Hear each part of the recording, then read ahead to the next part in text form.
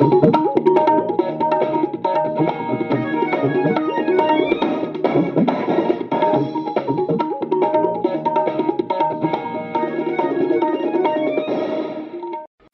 आकाशवाणी जम्मू है। संजा खबरें च तुंदा स्वागत। पहले खास खबरें कन्नै मैं श्रुति खजूरिया। प्रधानमंत्री नरेंद्र मोदी होरें विकसित भारत संकल्प यात्रा तैह्त केंद्र सरकार दिएं कल्याणकारी स्कीमें दे लाभार्थिएं कन्नै वर्चुअल तरीके कन्नै गल्लबात कीती।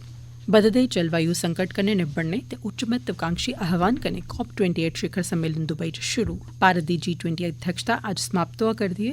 प्रधानमंत्री नरेंद्र मोदी होरें आखेआ जे इस दौरान बहुपक्षवाद गी मजबूती थ्होई, ग्लोबल साउथ दी आवाज मजबूती कन्नै पुट्टी गेई ते समावेशी विकास ते महिलाएं दे सशक्तिकरण गी मजबूती थ्होई ऐ। ते जम्मू कश्मीर दे मुक्ख चुनाव अफसर PK पोल होर लोकसभा चुनाएं दिएं त्यारिएं बारै कल पैह्ली बैठक लोआङन।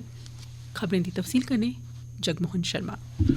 शुक्रिया श्रुति। प्रधानमंत्री नरेंद्र मोदी होरें आखेआ जे सरकार देसै गी बाद्दे विकास दी बत्ता पर तेजिया कन्नै अगड़े लेई जाने लेई लोकें गी मुफ्त राशन, दवाइयां ते बुनियादी सुविधां उपलब्ध करोआने लेई अनथक जतन करा'रदी ऐ।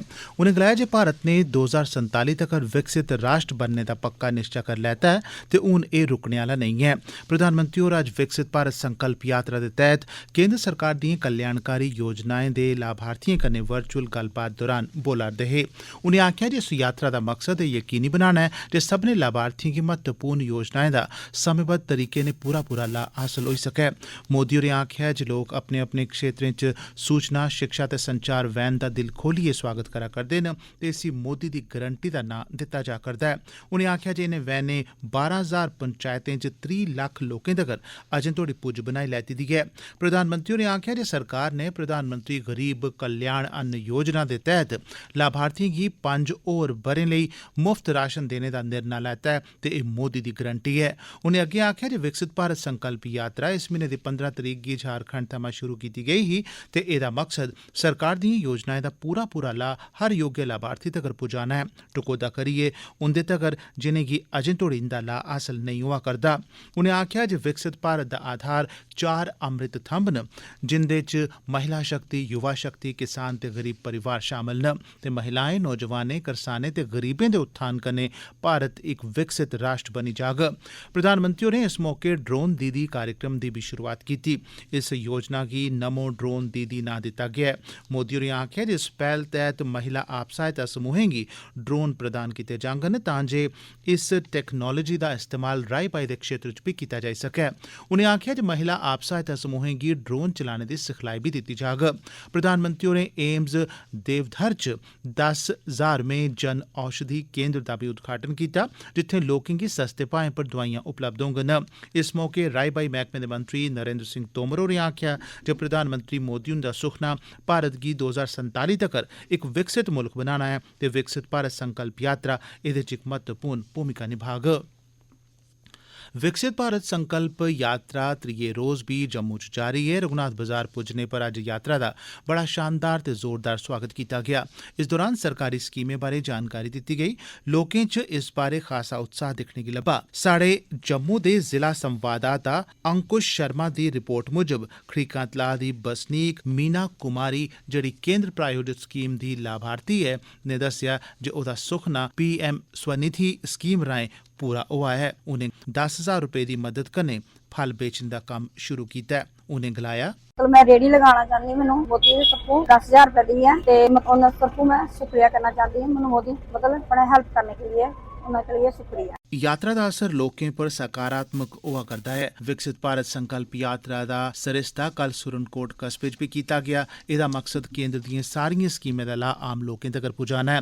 विकसित भारत यात्रा दौरान मुक्ख करी ध्यान केंद्र दी बक्ख-बक्ख स्कीमें पर दित्ता जा'रदा है। केंद्र सरकार दे कन्नो-कन्नी राज्य ते केंद्र शासित प्रदेश भी एह्दे च बधी चढ़ियै हिस्सा लै करदे न। पुंछ दे deputy commissioner Yasin M Chaudhary होरें विकसित भारत संकल्प यात्रा तैह्त शिविर दा उद्घाटन कीता। इस मौके पर बोलदे होई DC होरें आम लोकें गी अपील कीती जे ओह् नेह् शिविरें थमां लाह् ठोआन। उपरोतली बधा करदे जलवायु संकट कन्नै निबड़ने दे जोरदार आह्वान कन्नै COP28 शिखर सम्मेलन अज्ज संयुक्त अरब अमीरात च शुरू होई गेआ। सालाना संयुक्त राष्ट्र जलवायु परिवर्तन सम्मेलन जेह्ड़ा 12 दिसंबर तोड़ी चलोग, इस चुनौती कन्नै निबड़ने लेई महत्वाकांक्षी आह्वान कन्नै शुरू हुआ। प्रधानमंत्री नरेंद्र मोदी होर इस सम्मेलन च हिस्सा लैने लेई अज्ज संयुक्त अरब अमीरात जा करदे न। एह् संयुक्त राष्ट्र जलवायु परिवर्तन संधि च शामल मुल्खें दा 28वां उच्च स्तरीय सम्मेलन होग। प्रधानमंत्री मोदी कल दुबई शिखर सम्मेलन गी संबोधित करङन ते उच्ची सतह दे 3 होर कार्यक्रमें च बी हिस्सा लैङन। सरकारी मेडिकल कॉलेज उधमपुर दे महिला रोग विभाग च हून पोस्टमार्टम दी सुविधा भी जुड़ी गेई है। पोस्टमार्टम ओह सुविधा होंदी है जित्थे बच्चे दे जन्म दे बाद जच्चा ते बच्चा दोनें गी रखेआ जंदा है। एदा उद्घाटन जीएमसी उधमपुर दे प्रिंसिपल डॉक्टर मृत्युंजय गुप्ता होरें medical superintendent doctor BL Chaudhary हुंदी मौजूदगी च कीता। साढ़े जिला संवाददाता अचिन दुबे कन्नै इस बारे गल्ल करदे होई महिला रोग विभाग दे अध्यक्ष डॉक्टर अरुण अरोड़ा होरें दस्सिया, पोस्टमार्टम सेंटर हमने डेवलप किया है। SMGS के बाद नए जो मेडिकल कॉलेजेस खुले हैं जम्मू प्रॉमिस में, उसमें सबसे पहले अभी पहली बारी हम यहाँ पे उधमपुर में शुरू कर रहे हैं। इससे सर्विसेज ये मिलेंगी कि जो लोग हम लोग जिसकी लेप्रोलाइगेशंस करते हैं या जिसके अबॉर्शन केयर है वो सारा इसके अंडर कवर होगा।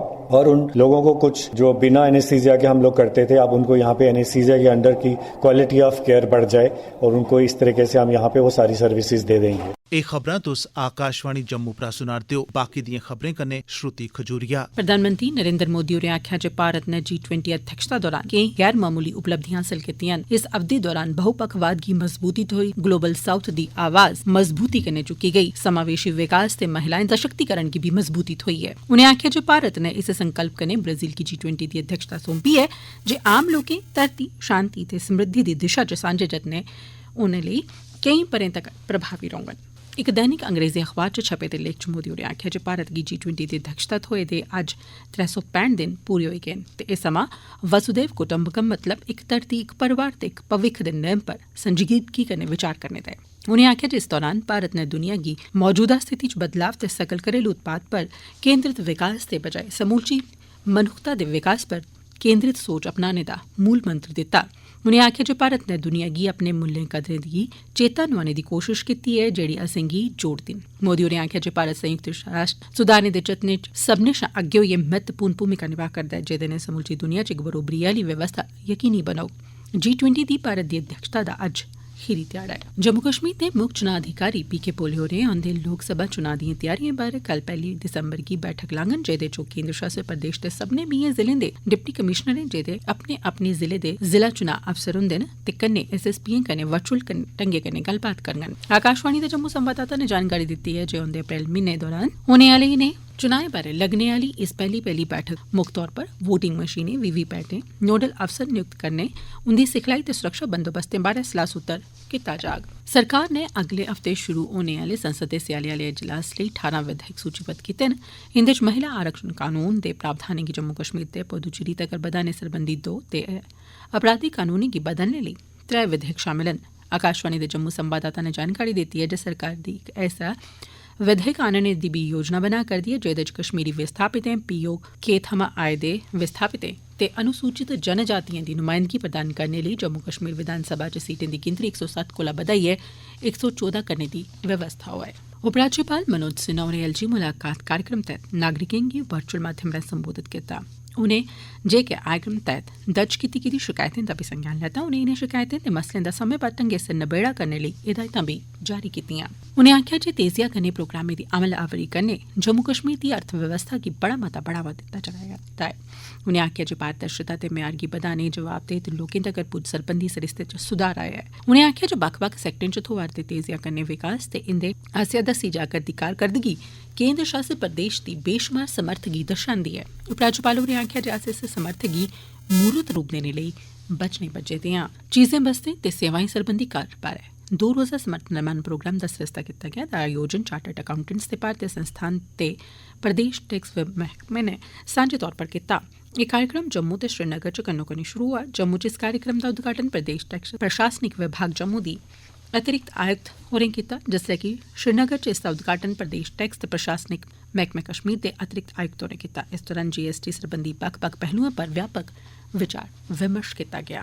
कश्मीर घाटी गी जम्मू संभाग कन्नै जोड़ने आह्ली ऐतिहासिक मुगल रोड गी इलाके च ताज़ा बर्फबारी दे बाद गड्डिएं दी आओजाई लेई बंद करी दित्ता गेआ ऐ। आकाशवाणी दे जम्मू संवाददाता ने जानकारी दित्ती ऐ जे पोशाना ते पीर की गली बश्कार भारी बर्फबारी होने करी कुसै बी गड्डी गी मौसम साफ होने तगर इस सड़क पर जाने दी इजाजत नेईं दित्ती जाग।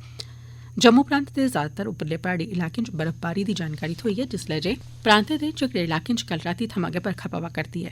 किश्तवाड़, डोडा, रामबन, रियासी, पुंछ, राजौरी ते कठुआ जिलें दिएं उच्चिएं धारें पर बर्फबारी होई ऐ, तोआईं कश्मीर घाटी च पिछले 3 हफ्ते थमां जारी सुक्की ठंड थमां बी लोकें कल प्हाड़ें पर बर्फ ते हेठले इलाकें च बरखा पौने पर राहत महसूस कीती ऐ।